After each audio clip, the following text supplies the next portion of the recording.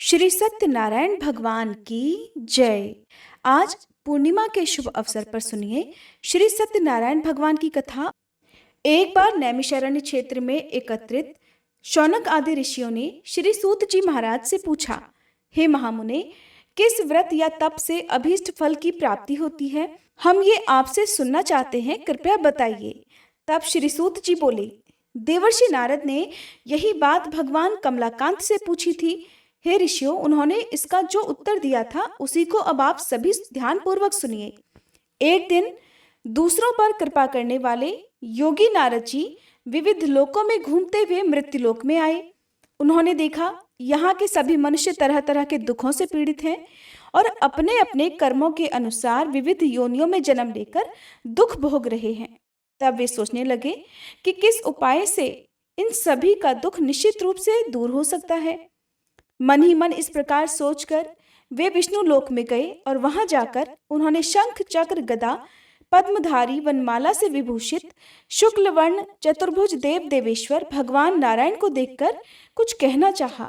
नारद जी बोले, नारायण नारायण, प्रभु आप मन और वाणी से अतीत अनंत शक्ति हैं, आदि मध्य और अंत से रहित हैं, निर्गुण हैं, गुणात्मा हैं, सबके आदिभूत हैं और भक्तों के दुखों का नाश करने वाले हैं। प्रभु आपको मेरा बारंबार नमस्कार है।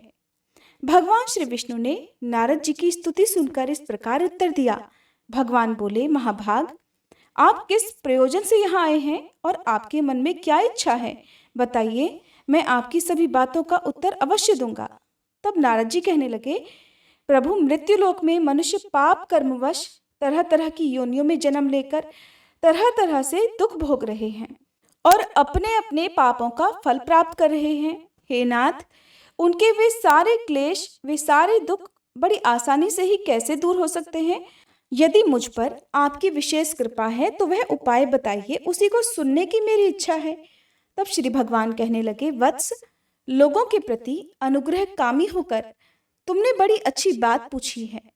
जिसके करने से मनुष्य मोह से मुक्त हो जाता है, वह मैं तुमसे कह रहा हूं, ध्यानपूर्वक सुनो। एक अत्यंत पवित्र व्रत है जो स्वर्ग या पृथ्वी पर अति दुर्लभ है। मैं स्नेहवश, हे विप्र, आज उसी को प्रकट कर रहा हूं। इस व्रत का नाम सत्यनारायण व्रत है। इसको भली भांति विधान पूर्वक बतलाता हूं। इस व्रत का सम्यक रूप से अनुष्ठान किए जाने पर इस लोक में सुख भोग कर मनुष्य परलोक में मोक्ष को प्राप्त कर लेता है। भगवान की इस बात को सुनकर नारद जी ने फिर कहा कि प्रभु, इस व्रत का क्या फल है, इसकी क्या विधि है और किसने ये व्रत किया था और कब किया था, ये सब भी विस्तार पूर्वक बतलाइए।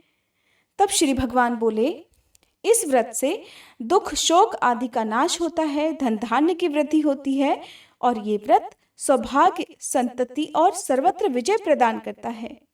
मनुष्य भक्ति श्रद्धा के साथ जिस किसी दिन ये व्रत कर सकता है, परंतु सत्यनारायण देव निशामुख अर्थात संध्या के समय पूजे जाने पर संतुष्ट होते हैं। धर्मपरायण मनुष्य ब्राह्मण और बंधु बांधवों के साथ ये व्रत करे, भक्ति के साथ भोग लगाए। भोग उत्तम पदार्थों का होना चाहिए।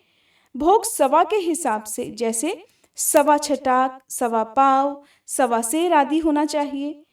केला, घी, दूध, गेहूं, गेहूं का आटा ना मिलने पर चावल का आटा और चीनी अथवा गुड़ का भोग लगाना चाहिए। ये सभी चीजें परिमाण में सवा के हिसाब से ही होनी चाहिए और सबको एकत्र कर निवेदन करना चाहिए। फिर घर के लोगों के साथ कथा सुनकर योग्य ब्राह्मण को दक्षिणा देनी चाहिए। इसके बाद ब्राह्मणों को प्रसाद खिलाकर अपने बंधु बांधवों के साथ भक्ति पूर्वक खुद भी प्रसाद ग्रहण करना चाहिए और भगवान के सामने प्रेम परवश होकर नाचना और गाना चाहिए। इसके बाद स्तुति करके श्री सत्यनारायण भगवान का स्मरण करते हुए घर जाना चाहिए। इस प्रकार करने पर मनुष्यों को निश्चय ही मनोवांछित फल प्राप्त होगा। विशेषकर इस कलयुग में तो सत्यनारायण व्रत के अलावा पृथ्वी पर अभीष्ट सिद्धि का और कोई उपाय है ही नहीं। पूर्व काल में एक ब्राह्मण इस व्रत को करके कृतकृत्य हो गए थे। अब उनकी कथा कहता हूँ, सुनो। काशीपुर ग्राम में एक निर्धन ब्राह्मण रहा करते थे। वे भूख प्यास से व्याकुल होकर सदा पृथ्वी पर भटका करते।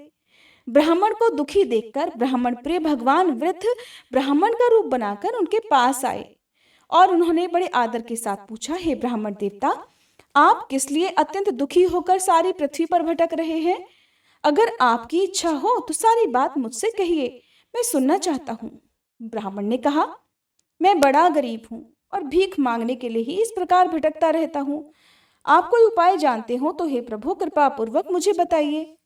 वृद्ध ब्राह्मण ने कहा, सत्यनारायण विष्णु भगवान मनचाहा फल देते हैं। हे ब्राह्मण, आप श्री सत्यनारायण भगवान का उत्तम व्रत करें। मनुष्य इस व्रत को करके सभी दुखों से मुक्त हो जाता है। भगवान बोले।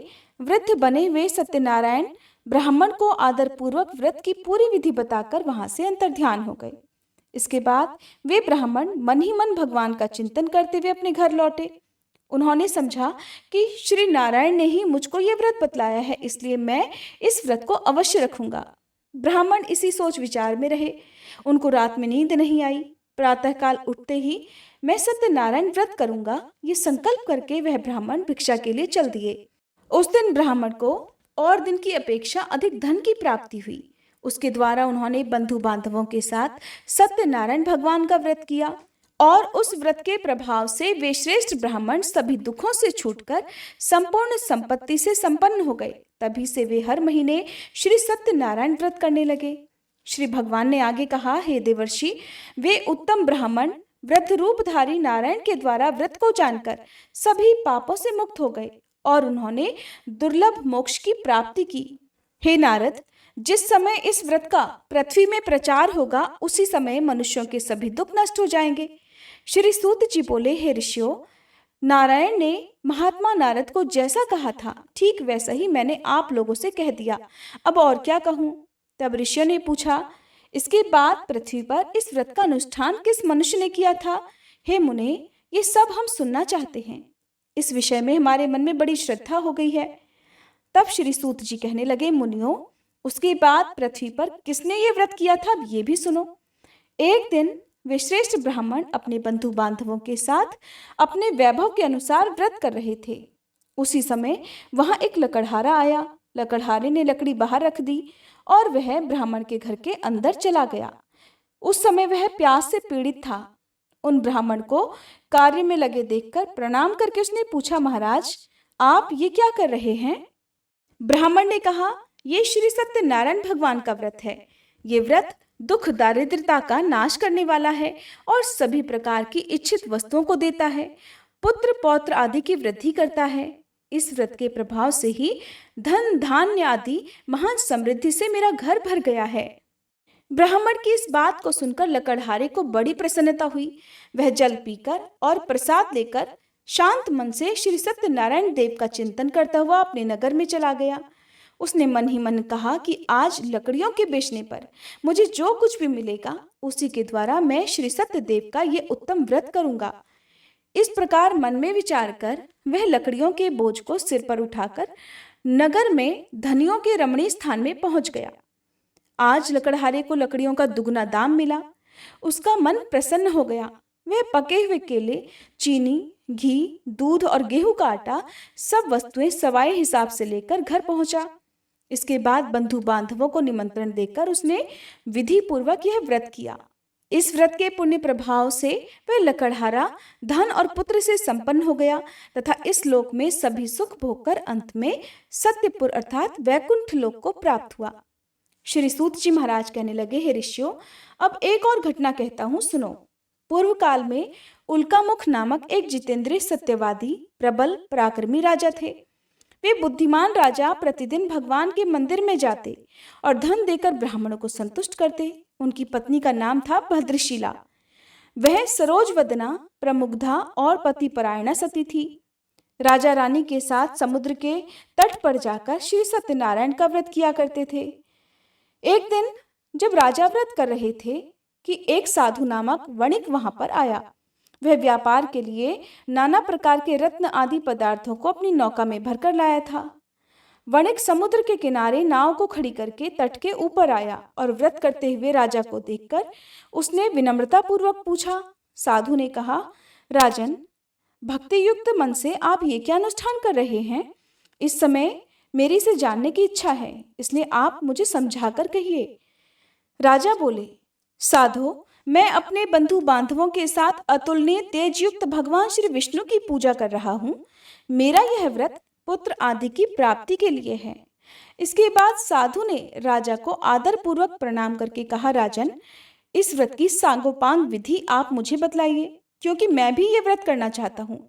मेरे भी संतान नहीं है। इस व्रत से मुझे निश्चय ही संतान की प्राप्ति होगी। ऐसा कहकर उस वणिक अर्थात व्यापारी ने राजा से व्रत की विधि अच्छी तरह पूछकर वहां से प्रस्थान किया और अपने व्यापार का काम पूरा करके वह आनंद के साथ घर लौट आया। कुछ ही दिनों के बाद उसकी पतिव्रता पत्नी गर्भवती हुई और समय आने पर उसने एक बहुत सुंदर कन्या को जन्म दिया। कन्या शुक्ल पक्ष के चंद्रमा की तरह दिनों दिन बढ़ने लगी। व्यापारी ने उसका जातकर्म आदि संस्कार करवाकर उसका नाम रखा कलावती। इसके बाद वणिक पत्नी लीलावती ने मधुर वचनों में एक दिन अपने पति से कहा, स्वामी, आपने पूर्व में जो श्री सत्यनारायण व्रत करने की प्रतिज्ञा की थी, अब उसे पूरी क्यों नहीं कर रहे हैं? साधु ने उत्तर दिया, प्रिय, मैं अपनी पुत्री कलावती के विवाह के समय अब सत्यनारायण का व्रत करूंगा। पत्नी को इस प्रकार आश्वासन देकर वह साधु वणिक समुद्र के तट की ओर चला गया। इधर पिता के घर में कलावती बढ़ने लगी। उसके बाद धर्म के जानने वाले पिता ने जब अपनी पुत्री को विवाह के योग्य देखा, तब अपने बंधु बांधवों से परामर्श करके साधु ने वर ढूंढने के लिए दूत को भेजा।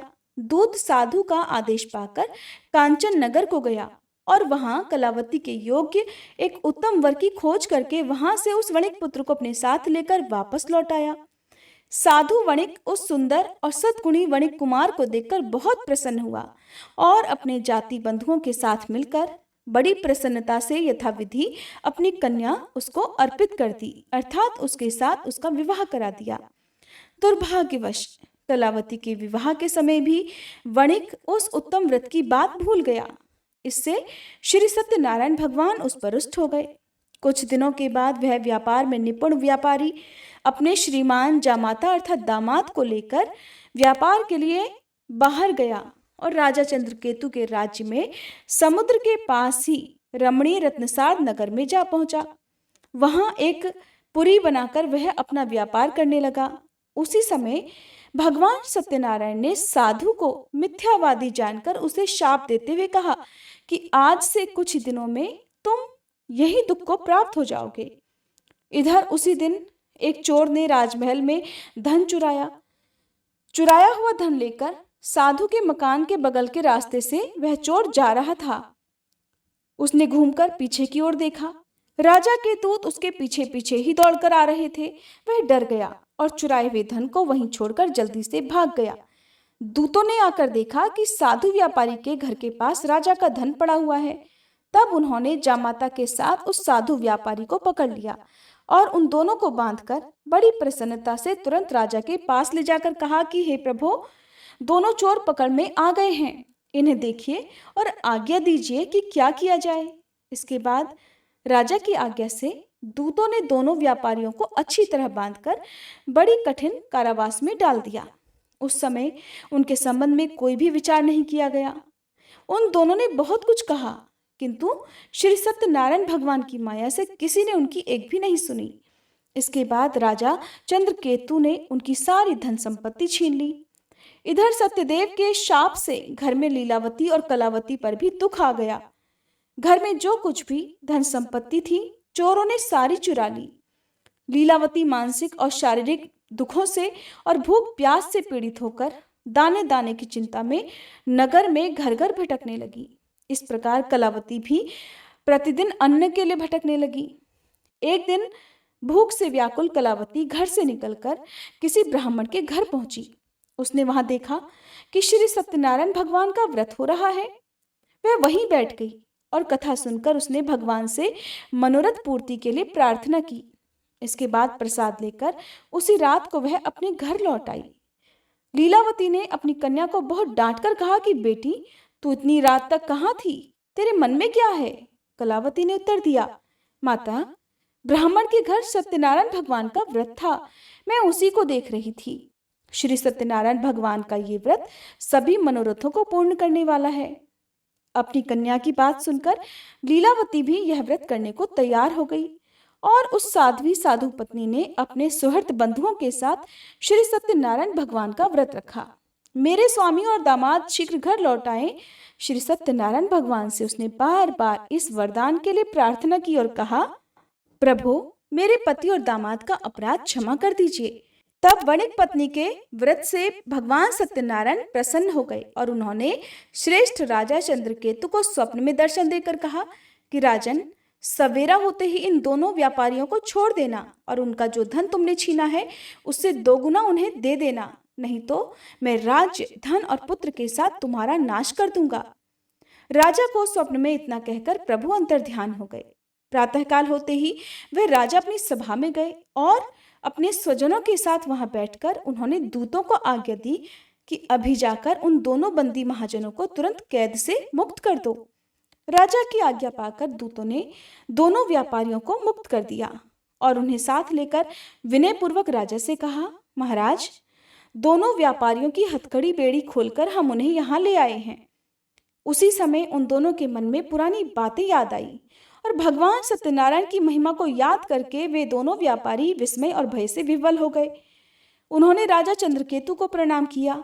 राजा ने भी उनको देखकर बड़े आदर से कहा, दैववश तुम्हें ये महान कष्ट भोगना पड़ा, अब तुम्हें कोई भय नहीं है, तुम दोनों को मुक्त कर दिया गया है। इसके बाद राजा चंद्रकेतु ने सोने और रत्नों से बने हुए गहनों के द्वारा दोनों व्यापारियों को सुसज्जित किया, बड़ी मीठी वाणी से उनको अति सुख पहुंचाया और छीने हुए धन से दोगुना धन देकर उनसे कहा, साधो अब अपने घर जाओ। साधु ने राजा को प्रणाम करके कहा, राजन, आपकी कृपा से ही मैं घर जाने में समर्थ हो सका हूँ। उस समय साधु ने मंगलाचार करते हुए यात्रा प्रारंभ की, ब्राह्मणों को धन का दान किया और अपने नगर की ओर दोनों चल पड़े। कुछ ही दूर आगे बढ़ने पर भगवान सत्यनारायण ने दंडी के वेश में आकर उनसे पूछा, बताओ तो तुम्हारी नाव में क्या है। तब महाराज ने बड़े गर्व से साधु की अवहेलना करके उसकी हंसी उड़ाते हुए कहा, दंडी, क्यों पूछ रहे हो? तुम्हें रुपए चाहिए क्या? मेरी नाव में तो लता और पत्ते भरे हुए हैं। दंडी के वेश में आए हुए श्री सत्यनारायण भगवान साधु के इन निष्ठुर वचनों को सुनकर कहने लगे, तुम्हारे वचन सत्य हों। और ऐसा कहकर वे तुरंत वहां से चल दिए। दंडी के कुछ दूर चले जाने पर साधु भी समुद्र के किनारे पहुंचा और नित्य क्रिया आदि करके जब वह अपनी नाव पर गया तो उसने देखा कि नाव में तो लता और पत्ते भरे हुए हैं। ये देखकर उसे बड़ा आश्चर्य हुआ और वह मूर्छित होकर धरती पर गिर पड़ा। थोड़ी देर के बाद होश आने पर वह बड़ी चिंता में डूब गया। अपने ससुर की यह दशा देखकर दामाद ने उससे कहा कि आप किस लिए शोक कर रहे हैं? ये सब तो दंडी महाराज के शाप का ही फल है।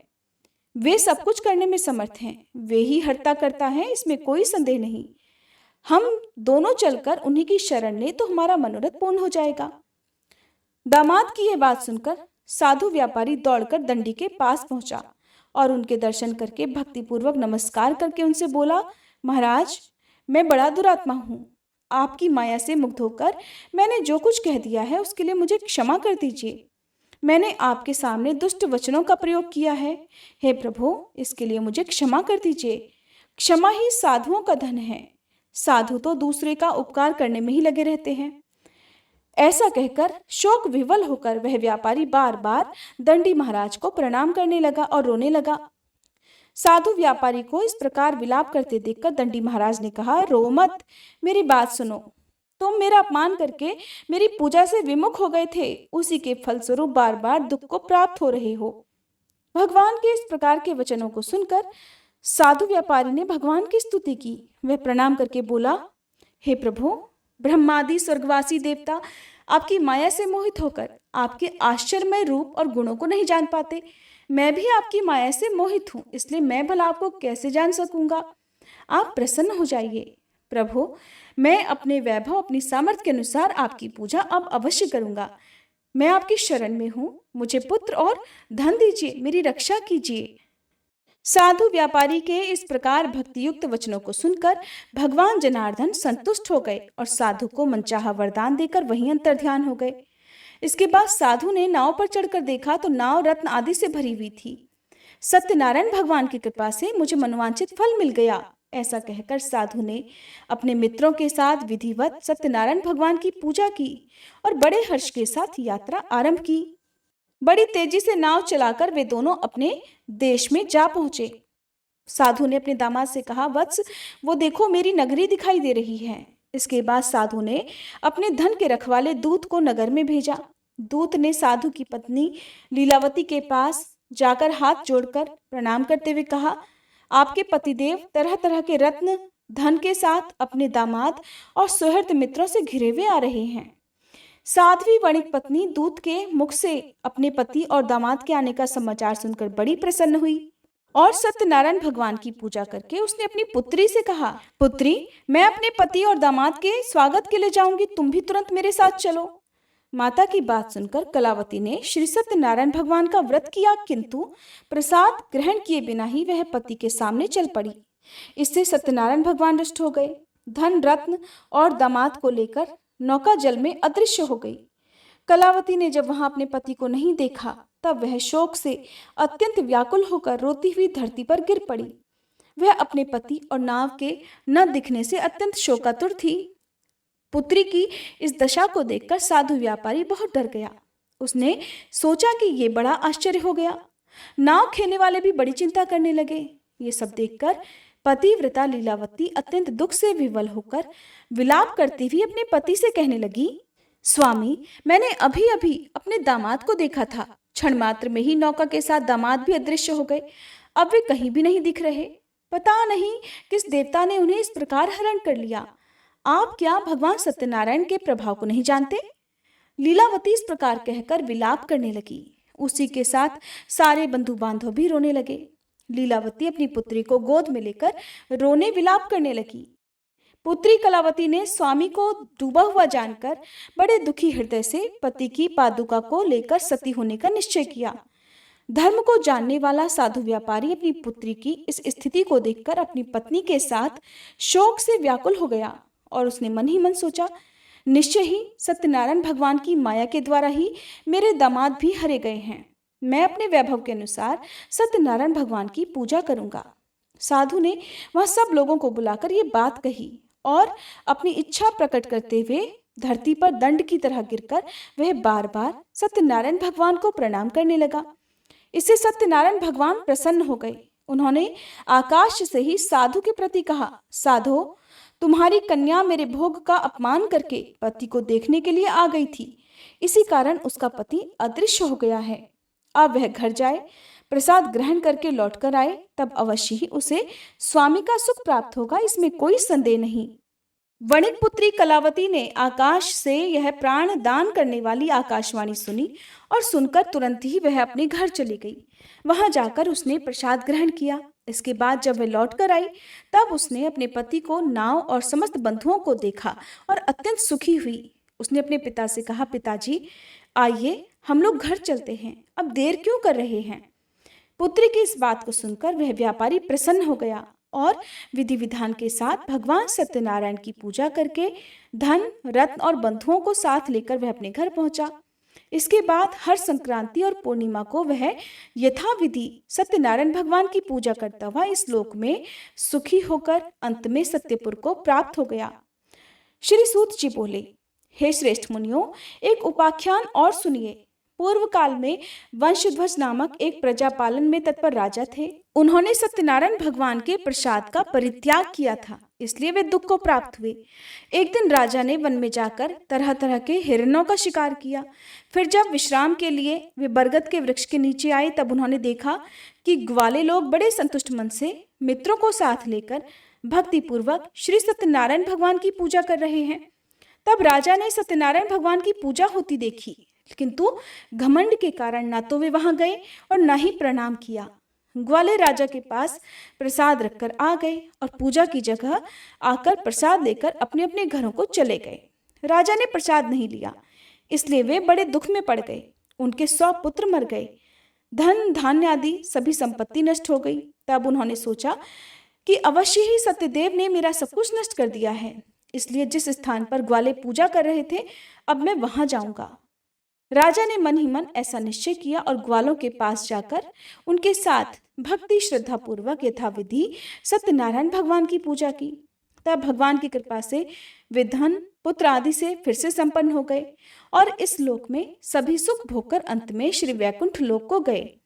जो मनुष्य इस परम दुर्लभ श्री सत्यनारायण भगवान के व्रत की कथा को सुनता है, व्रत का आचरण करता है, भुक्ति मुक्तिदायिनी इस पवित्र कथा को सुनता है, वह भगवान सत्यनारायण की कृपा से धन धान्य आदि सुख समृद्धि को प्राप्त होता है। इससे दरिद्र धन की प्राप्ति कर लेता है, बंदी बंधन से मुक्त हो जाता है, भयभीत भय से मुक्ति पा लेता है और मनुष्य इस लोक में सभी मनोवांछित फल को पाकर अंत में वैकुंठ लोक को जाता है। यह सत्य है और इसमें कोई संदेह नहीं। श्री सूत जी कहते हैं, ब्राह्मणों, आप लोगों को इस प्रकार मैंने श्री सत्यनारायण व्रत की महिमा सुनाई। इस व्रत का पालन करके मनुष्य सभी दुखों से मुक्त हो जाता है। विशेषतः कलयुग में श्री सत्यनारायण भगवान की पूजा महान फल देने वाली है। इस देव को कोई सत्यनारायण कहते हैं और कोई कोई सत्यदेव कहते हैं। ये नाना रूप धारण करके सभी के मनोरथों को पूर्ण करते हैं। ये सनातन सत्यदेव कलयुग में सत्यव्रत के रूप में अवतरित होंगे। हे श्रेष्ठ मुनियों, जो मनुष्य नित्य इसका पठन या श्रवण करता है, श्री सत्यनारायण भगवान की कृपा से उसके सभी पाप नष्ट हो जाते हैं। प्रेम से बोलिए श्री सत्यनारायण भगवान की जय। ये थी सत्यनारायण भगवान की संपूर्ण कथा।